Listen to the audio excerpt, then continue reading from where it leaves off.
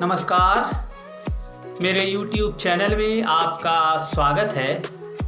साथियों, आज मैं सामाजिक विज्ञान के एक नए चैप्टर के साथ उपस्थित हूँ और उस चैप्टर का नाम है सौर मंडल। मित्रों, ये एक ऐसा अध्याय है जिससे प्रतियोगी परीक्षा में कई प्रश्न पूछे जाते हैं। तो चलिए आज हम लोग सौर मंडल का अध्ययन करते हैं। सूर्य, 8 ग्रह, उपग्रह और अन्य खगोलीय पिंड जैसे क्षुद्र ग्रह एवं उल्का पिंड मिलकर सौर मंडल का निर्माण करते हैं। मैं पुनः दोहरा रहा हूं, सूर्य, 8 ग्रह, उपग्रह एवं अन्य खगोलीय पिंड। अन्य खगोलीय पिंड में क्या क्या आएंगे? क्षुद्र ग्रह, उल्का पिंड, ये सभी मिलकर जो हैं सौर मंडल का निर्माण करते हैं और जिसे सौर परिवार कहा जाता है। इस सौर परिवार का मुखिया है सूर्य। तो चलिए सबसे पहले हम लोग सूर्य के बारे में जानते हैं। सूर्य सौर मंडल का सबसे बड़ा सदस्य है। यह सौर मंडल के केंद्र में स्थित है, एकदम बीच में स्थित है। सूर्य का जो व्यास होता है, डायमीटर होता है, वह लगभग 109 गुना ज्यादा है पृथ्वी के व्यास। सूर्य का व्यास कितना है? पृथ्वी से लगभग 109 गुना ज्यादा। सूर्य पृथ्वी के सबसे नजदीक का तारा होने के बावजूद ये हमसे काफी दूर है। सूर्य पृथ्वी से लगभग 15 करोड़ किलोमीटर दूर है। सूर्य ऊर्जा का शक्तिशाली भंडार है। इसमें मुख्य रूप से हाइड्रोजन और हीलियम गैस का एक विशाल भंडार पाया जाता है। ये थे सूर्य के बारे में। अब हम लोग ग्रह के बारे में जानेंगे। हमारे सौर मंडल में 8 ग्रह हैं। कितने ग्रह हैं? 8। और ये सूर्य से दूरी के अनुसार हैं क्रमशः बुध, शुक्र, पृथ्वी, मंगल, बृहस्पति, शनि, यूरेनस एवं नेपच्यून। हमारे सौर मंडल में कितने ग्रह हैं? 8 ग्रह हैं। ये कौन कौन से हैं? बुध, शुक्र, पृथ्वी, मंगल, बृहस्पति, शनि, यूरेनस एवं नेपच्यून। बुध, शुक्र, पृथ्वी और मंगल आंतरिक ग्रह हैं। ये सूर्य से नजदीक हैं, आकार में छोटे हैं तथा चट्टान से बने होने के कारण यह भारी होते हैं। मैं पुनः दोहरा रहा हूं, बुध, शुक्र, पृथ्वी और मंगल यह आंतरिक ग्रह है। यह सूर्य से नजदीक है, आकार में ये छोटे होते हैं लेकिन ये चट्टान से बने होते हैं जिस कारण यह भारी। जबकि बृहस्पति, शनि, यूरेनस और नेपच्यून ये बाह्य ग्रह है। ये सूर्य से दूर स्थित हैं, आकार में बड़े हैं तथा गैस से बने होने के कारण हल्के हैं। मैं एक बार पुनः दोहरा रहा हूं कि बुध, शुक्र, पृथ्वी, मंगल ये आंतरिक ग्रह है, जबकि बृहस्पति, शनि, यूरेनस और नेपच्यून ये बाहरी ग्रह है। आंतरिक ग्रह जो है सूर्य के नजदीक है, चट्टान से बने होते हैं जिसके कारण वह भारी होते हैं। जबकि बाहरी ग्रह जो गैस से बने होते हैं इसलिए ये हल्के होते हैं। सौर मंडल के सभी 8 ग्रह जो हैं एक निश्चित पथ पर, पथ मीन्स रास्ता, एक निश्चित पथ पर चक्कर लगाते हैं और ये जो पथ है, ये रास्ता है, कैसा है? दीर्घवृत्ताकार है। पूरा वृत्ताकार नहीं है, दीर्घवृत्ताकार है और इस पथ को कहते हैं कक्षा।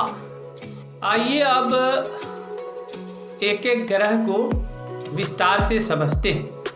तो चलिए सबसे पहले हम बुध ग्रह पर चर्चा करेंगे। बुध को मरकरी कहते हैं और ये बुध ग्रह जो है ये सूर्य के सबसे नजदीक का ग्रह है। सूर्य के सबसे नजदीक का ग्रह कौन है? बुध है। और ये सूर्य के चारों ओर एक चक्कर जो है 28 दिन में लगाते हैं। बुध के बारे में क्या है कि बुध सूर्य के सबसे नजदीक का ग्रह है और यह ग्रह सूर्य के चारों ओर एक चक्कर लगाने में 88 दिन लगाते हैं। दूसरा ग्रह है शुक्र, जिसे वेनस कहते हैं और ये शुक्र ग्रह जो है सूर्य से दूरी के अनुसार दूसरा ग्रह है। सूर्य के सबसे नजदीक ग्रह कौन है? बुध। और सूर्य से दूरी के अनुसार जो दूसरा ग्रह है वह है शुक्र। यह सौर मंडल का सबसे गर्म ग्रह है। यहाँ ध्यान दीजिएगा, इसको याद रखना है कि सौर मंडल का सबसे गर्म ग्रह कौन है? तो शुक्र है। और शुक्र को पृथ्वी का जुड़वा ग्रह माना जाता है। पृथ्वी का जुड़वा ग्रह कौन है? शुक्र है। इसे जुड़वा इसीलिए कहते हैं कि ये आकार और आकृति में पृथ्वी के समान है। लगभग ये आकार और आकृति में लगभग पृथ्वी के समान है। और ये जो ग्रह है, शुक्र ग्रह है, ये सूर्योदय के पहले, सूर्योदय माने सूर्य के उदय होने के पहले और सूर्यास्त के पश्चात, सूर्यास्त के बाद देखा जा सकता है। इसलिए इस ग्रह को सुबह का तारा मॉर्निंग स्टार एवं शाम का तारा इवनिंग स्टार भी कहा जाता है। तो शुक्र के बारे में हम लोगों ने जाना कि यह सूर्य से दूरी के अनुसार दूसरा ग्रह है। यह सौर मंडल का सबसे गर्म ग्रह है। इसे पृथ्वी का जुड़वा ग्रह माना जाता है। यह सूर्योदय के पहले और सूर्यास्त के बाद देखा जा सकता है। इसलिए इसे सुबह का तारा मॉर्निंग स्टार और शाम का तारा इवनिंग स्टार कहते हैं। चलिए अब मंगल ग्रह पर चर्चा कर लेते हैं। मंगल ग्रह को लाल ग्रह भी कहते हैं। मंगल ग्रह को लाल ग्रह कहते हैं। यह ग्रह पृथ्वी का लगभग आधा है। जितना बड़ा हमारा पृथ्वी है उससे यह आधा है। और मंगल सूर्य से दूरी के अनुसार चौथा ग्रह है। सूर्य से दूरी के अनुसार ये चौथा ग्रह है मंगल। पृथ्वी की तरह मंगल भी एक स्थलीय धरातल वाला ग्रह है। मंगल का जो धरातल है वो स्थलीय पृथ्वी के जैसा है। मंगल ग्रह का जो घूर्णन काल है और मौसमी जो चक्र है वह पृथ्वी के समान है। इसलिए मंगल ग्रह पर बहुत रिसर्च अभी चल रहे हैं कि हो सकता है मंगल ग्रह पर जीवन संभव। चलिए एक अन्य ग्रह की बात कर लेते हैं जिसका नाम है बृहस्पति। यह सौर मंडल का सबसे बड़ा ग्रह है। आपसे पूछा जाएगा कि सौर मंडल का सबसे बड़ा ग्रह कौन है, तो आप क्या कहेंगे? बृहस्पति। यह सूर्य से दूरी के अनुसार यह पांचवा ग्रह है। ग्रह की अपेक्षा बृहस्पति के सबसे अधिक उपग्रह हैं। जितने भी ग्रह हैं उनमें से बृहस्पति ग्रह के सबसे अधिक उपग्रह हैं। इसके उपग्रह की संख्या है 67। 67 उपग्रह है बृहस्पति के। अब चलिए शनि ग्रह पर बात करते हैं। यह सौर मंडल का सबसे सुंदर ग्रह है। पूछा जाता है प्रश्न, सौर मंडल का सबसे सुंदर ग्रह कौन है, तो आप क्या कहेंगे? शनि। इसीलिए ये सुंदर इसको कहते हैं कि इसकी चारों ओर चमकीला छल्ला है, रिंग।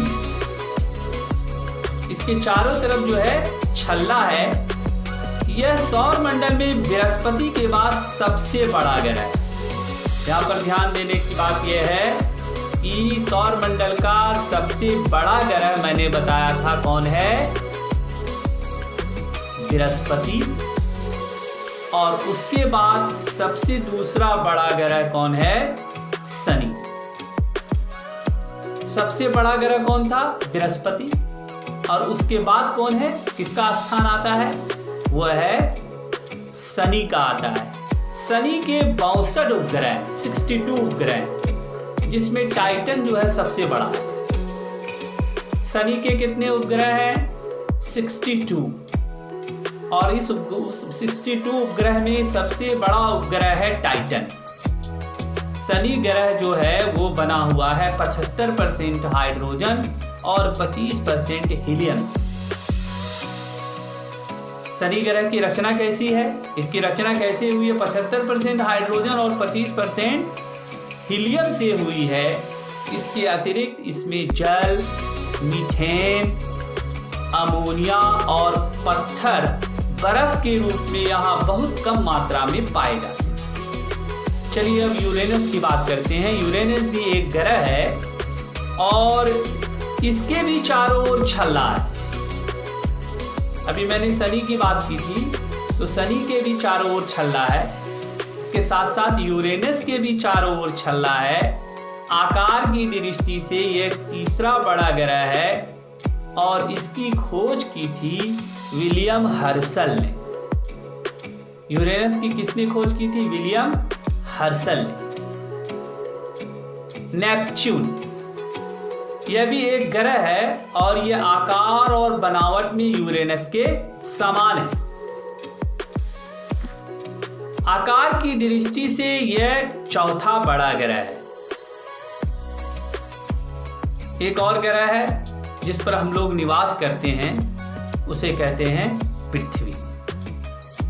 पृथ्वी आकार की दृष्टि से 5वां सबसे बड़ा ग्रह है। प्रश्न आता है कि आकार की दृष्टि से पृथ्वी कितना बड़ा ग्रह है, तो ये 5वां सबसे बड़ा ग्रह है। सूर्य के दूरी के हिसाब से पृथ्वी तीसरा ग्रह है। आकार के हिसाब से ये 5वां बड़ा ग्रह है और दूरी के हिसाब से तीसरा ग्रह है। इसे आंतरिक ग्रह, ये आंतरिक ग्रह में सबसे बड़ा ग्रह है और हम लोग पृथ्वी पर रहते हैं और यहाँ रहने के लिए अनुकूल वातावरण है और इसी कारण इस ग्रह को अद्भुत ग्रह माना जाता है। अंतरिक्ष से देखने पर पृथ्वी नीले रंग की दिखाई पड़ती है। नीला इसलिए दिखाई पड़ता है क्योंकि इसका 2/3 जो सतह है वो पानी से ढका हुआ है, इसलिए पृथ्वी को नीला ग्रह कहते हैं। साथियों, कुछ वर्ष पूर्व प्लूटो को भी ग्रह की मान्यता दी गई थी। उसे ग्रह की श्रेणी में रखा गया था, परंतु 2006 में अंतर्राष्ट्रीय खगोलीय संगठन की एक बैठक हुई और इस बैठक में प्लूटो को ग्रह की श्रेणी से हटा दिया गया। अब प्लूटो को बौने ग्रह के नाम से जाना जाता है। प्लूटो के साथ साथ एक खगोलीय पिंड है जिसका नाम है सीरिस, उसे भी बौना ग्रह कहा जाता है। तो साथियों, ये थी ग्रह के बारे में। अब हम लोग चंद्रमा के बारे में जानेंगे, चांद, मून के बारे में जानेंगे। चांद जो है हमारी पृथ्वी का एकमात्र उपग्रह है। पृथ्वी का एकमात्र उपग्रह का क्या नाम है, चंद्रमा। और इसका जो डायमीटर है, इसका जो व्यास है, पृथ्वी के व्यास का 1/4 है, 1/4 है। ये इतना बड़ा इसलिए प्रतीत होता है क्योंकि ये हमारे ग्रह से अन्य खगोलीय पिंड की अपेक्षा नजदीक है। चंद्रमा को हम बड़ा इसलिए देख पाते हैं क्योंकि ये अन्य ग्रह से, खगोलीय पिंड से हमारे नजदीक है और ये पृथ्वी से लगभग 3,84,400 किलोमीटर दूर है। चंद्रमा हमसे कितनी दूर है, 3,84,400 84,400 किलोमीटर दूर है और चंद्रमा जो है पृथ्वी का एक चक्कर 27 दिन में पूरा करता है, 27 डेज। चंद्रमा को पृथ्वी का एक चक्कर लगाने में कितना दिन लगता है? 27 दिन। और लगभग इतने ही समय में यह अपने अक्ष पर, एक्सिस पर एक चक्कर लगाता है। मैं पुनः दोहरा रहा हूं कि चंद्रमा पृथ्वी का एक चक्कर 27 दिन में लगाता है और साथ ही साथ अपने अक्ष पर एक चक्कर लगाने में लगभग इसे इतना ही समय लगता है। इसी कारण पृथ्वी से हमें चंद्रमा का केवल एक ही भाग दिखाई पड़ता है। चंद्रमा हमारे निवास के अनुकूल नहीं है। यहाँ ना तो पानी है ना हवा है। इसकी जो सतह है, इसकी सतह पर पर्वत हैं, मैदान हैं, गड्ढे। और चंद्रमा जो है सूर्य की किरणों को पृथ्वी पर परावर्तित करता है, जिस कारण पृथ्वी को रात में प्रकाश मिलता है। चंद्रमा के कारण ही रात में हमें प्रकाश मिलती है और इसका कारण यह है कि चंद्रमा पर सूर्य का जो प्रकाश पड़ता है वो प्रकाश परावर्तित होकर जमीन पर आता है और रात्रि में हमें प्रकाश मिलता है। तो ये थी चंद्रमा की बात। अब हम लोग ग्रहण की बात करते हैं, जिसे इंग्लिश में कहते हैं इक्लिप्स। ग्रहण क्या है? ग्रहण एक खगोलीय घटना है। पृथ्वी और चंद्रमा की परिक्रमण अवस्था के कारण ग्रहण की स्थिति उत्पन्न होती है। पृथ्वी और चंद्रमा जो परिक्रमा करते हैं, चक्कर लगाते हैं, उसी के कारण ही ग्रहण की स्थिति उत्पन्न होती है। और ग्रहण दो प्रकार का होता है, एक चंद्र ग्रहण, ल्यूनर इक्लिप्स, और दूसरा है सूर्य ग्रहण, सोलर इक्लिप्स। जब सूर्य और चंद्रमा के बीच पृथ्वी आ जाती है, यहाँ पर ध्यान दीजिएगा, जब सूर्य और चंद्रमा के बीच पृथ्वी आ जाती है तब पृथ्वी की जो छाया है चंद्रमा पर पड़ने लगती है। इस कारण चंद्रमा का छाया वाला जो भाग है दिखाई नहीं देता है। इसी स्थिति को चंद्र ग्रहण कहते हैं। और ये स्थिति कब होता है? पूर्णिमा के दिन होता है। मैं पुनः दोहरा रहा हूँ कि जब सूर्य और चंद्रमा के बीच पृथ्वी आ जाती है तब पृथ्वी की छाया चंद्रमा पर पड़ने लगती है। इस कारण चंद्रमा का छाया वाला जो हिस्सा है, छाया वाला जो भाग है, वह दिखाई नहीं देता है और इसी स्थिति को हम चंद्र ग्रहण कहते हैं। और ये चंद्र ग्रहण कब होता है? पूर्णिमा के दिन होता है। अब चलिए आगे बढ़ते हैं। जब सूर्य और पृथ्वी के बीच चंद्रमा आ जाता है तब चंद्रमा की छाया पृथ्वी पर पड़ने लगती है और इस कारण सूर्य का आंशिक भाग, कुछ हिस्सा या पूर्ण भाग दिखाई नहीं पड़ता है। इस स्थिति को सूर्य ग्रहण कहते हैं। और सूर्य ग्रहण यह स्थिति अमावस्या के दिन होती है। मैं पुनः दोहरा रहा हूँ, जब सूर्य और पृथ्वी के बीच चंद्रमा आ जाता है तब चंद्रमा की जो छाया है पृथ्वी पर पड़ती है और इस कारण सूर्य का आंशिक या पूर्ण भाग दिखाई नहीं पड़ता है। इस स्थिति को हम सूर्य ग्रहण कहते हैं और यह स्थिति अमावस्या के दिन होती है। आइए कुछ महत्वपूर्ण चीजें हैं जो जानने योग्य है, अब हम उसे जानते हैं कि सूर्य से पृथ्वी की दूरी कितनी है? लगभग 15 करोड़ किलोमीटर। सूर्य से पृथ्वी की दूरी कितनी है? लगभग 15 करोड़ किलोमीटर। प्रकाश की गति कितनी है? 3 लाख किलोमीटर प्रति सेकंड। यानी कि प्रकाश 1 सेकंड में 3 लाख किलोमीटर की दूरी तय करता है। और इस गति के बावजूद सूर्य के प्रकाश को पृथ्वी तक पहुंचने में लगभग 8 मिनट का समय लगता है।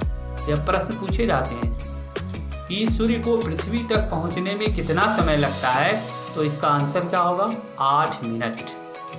और जबकि चंद्रमा से पृथ्वी पर परावर्तित प्रकाश को आने में 1.3 सेकंड का समय लगता है। कितना समय लगता है? 1.3 सेकंड। सूर्य से प्रकाश को पृथ्वी तक आने में 8 मिनट का समय लगता है और चांद से प्रकाश आने में पृथ्वी तक 1.3 सेकंड का समय लगता है। अब चलिए हम क्षुद्र ग्रह के बारे में जानते हैं, जिसे एस्टेरॉयड कहते हैं। तारों, ग्रहों, उपग्रहों के अतिरिक्त तारों, ग्रहों और उपग्रह के अलावा असंख्य छोटे छोटे खगोलीय पिंड जो हैं सूर्य के चारों ओर चक्कर लगाते हैं। तारा, ग्रह और उपग्रह को छोड़कर बहुत सारे छोटे छोटे पिंड हैं, खगोलीय पिंड हैं, जो सूर्य के चारों ओर चक्कर लगाते हैं। इसी पिंड को हम क्षुद्र ग्रह कहते हैं। इस पिंड को हम क्या कहेंगे? क्षुद्र ग्रह कहेंगे। तारा, ग्रह और उपग्रह के अतिरिक्त असंख्य छोटे छोटे खगोलीय पिंड जो सूर्य के चारों ओर चक्कर लगाते हैं, उसे हम क्या कहेंगे? क्षुद्र ग्रह कहते हैं। ये आकार में ग्रह से छोटे होते हैं और उल्का पिंड से बड़े होते हैं। क्षुद्र ग्रह का आकार क्या है? ये ग्रह से छोटे हैं लेकिन उल्का पिंड से ये बड़े होते हैं और ये मंगल और बृहस्पति की कक्षा के बीच पाए जाते हैं। यहाँ पर ये याद रखना है कि ये जो क्षुद्र ग्रह है ये कहाँ पाए जाते हैं? मंगल और बृहस्पति के कक्षा के बीच में पाए जाते हैं। वैज्ञानिक के अनुसार क्षुद्र ग्रह के ही भाग हैं।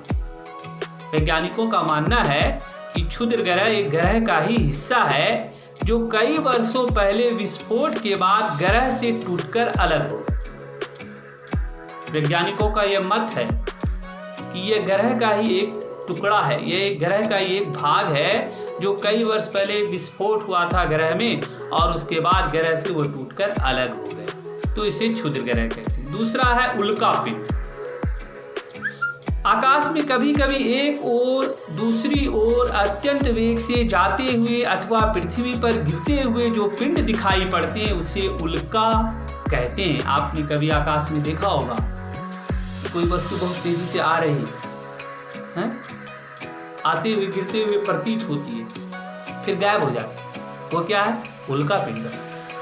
आकाश में कभी कभी एक ओर से दूसरी ओर अत्यंत वेग से, बहुत तेजी से जाते हुए अथवा पृथ्वी पर गिरते हुए जो पिंड दिखाई देती है उसे उल्का कहते हैं। और उल्काओं का जो अंश, उल्काओं का जो भाग वायुमंडल में जलने से बचकर पृथ्वी तक पहुंचता है उसे उल्का पिंड कहते हैं। चलिए आकाश गंगा मिल्की वे की बात करते हैं। खुले आकाश में एक ओर से दूसरी ओर तक फैली चौड़ी सफेद पट्टी लाखों तारा का समूह है। यह पट्टी आकाश गंगा कहलाती है। आकाश गंगा किसे कहते हैं? कि खुले आकाश में एक ओर से दूसरी ओर तक फैली चौड़ी सफेद पट्टी लाखों तारों का समूह है।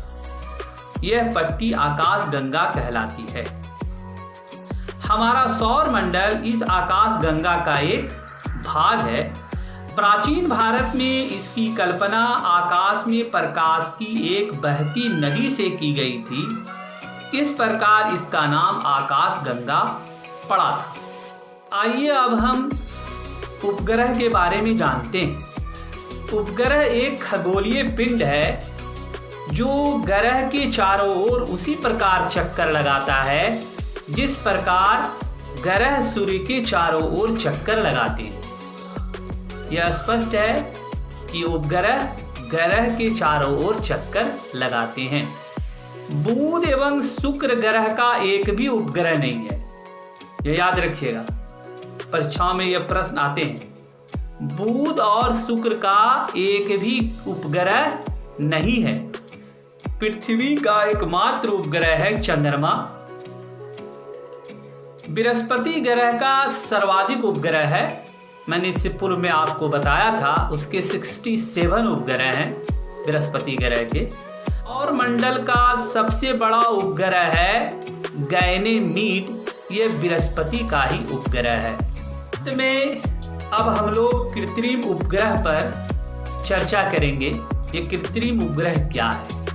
वैसे उपग्रह जो मनुष्य के द्वारा बनाए गए हैं उसे कृत्रिम उपग्रह कहते हैं। यह वैज्ञानिक के द्वारा बनाया गया एक कृत्रिम पिंड है जिसका उपयोग ब्रह्मांड के बारे में जानकारी प्राप्त करना है, साथ साथ पृथ्वी पर संचार माध्यम के लिए किया जाता है। इन उपग्रहों को प्रक्षेपण यान के द्वारा अंतरिक्ष में भेजा जाता है एवं पृथ्वी की कक्षा में स्थापित कर दिया जाता है। अंतरिक्ष में उपस्थित कुछ भारतीय उपग्रह हैं जैसे इनसेट, एडुसेट, IRS इत्यादि हैं। भारत द्वारा चंद्रमा के बारे में अधिक जानकारी जुटाने के लिए 2008 ईस्वी में चंद्रयान प्रथम तथा 2019 में चंद्रयान द्वितीय का प्रक्षेपण किया गया है। इन मानव निर्मित उपग्रह का जो उपयोग है वो radio, television, telephone, mobile, internet आदि सेवाओं में किया जाता है। तो ये सौर मंडल का हम लोगों ने पूरा अध्याय यहाँ पर कंप्लीट कर लिया है। इस अध्याय में बहुत सारे प्रश्न हैं, मैं इस प्रश्नों को समेकित कर नेक्स्ट वीडियो में लाऊंगा। आपसे मेरा सादर अनुरोध है कि यदि आपने मेरे चैनल को सब्सक्राइब नहीं किया है तो शीघ्र ही सब्सक्राइब करें। यदि आप सब्सक्राइब करेंगे तो मेरा जो वीडियो मैं अपलोड करता हूँ यूट्यूब में उसको आपको नोटिफिकेशन मिलेगा, फिर आप नए वीडियो को देख पाएंगे और ये वीडियो आपके लिए लाभदायक सिद्ध हो सकता है। धन्यवाद।